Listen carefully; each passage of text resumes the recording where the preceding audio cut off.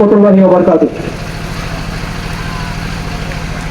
আপনারা সবাই আমাকে ছিলেন, আমি আপনাদের পার্শ্ববর্তী প্রতিষ্ঠান ধর্মপুর বহুমুখী উচ্চ বিদ্যালয়ের একজন সহকারী শিক্ষক।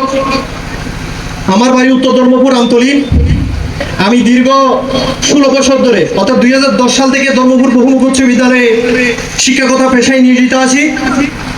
আপনারা জানেন শিক্ষকতার পাশাপাশি আমি অত্র ইউনিয়নের সেবা করার জন্য 2016 সালে একবার ইলেকশন করার জন্য চিন্তা ভাবনা করেছিলাম, কিন্তু বিভিন্ন কারণে আমার শেষ পর্যন্ত ইলেকশন করাটা হয়নি। ইনশাআল্লাহ আগামীতে আপনাদের কাছে আমি দোয়ার জন্য আসছি। আগামীতে সামনে ইউনিয়ন পরিষদ নির্বাচনে আমি প্রার্থী হওয়ার জন্য ইচ্ছা পোষণ করছি।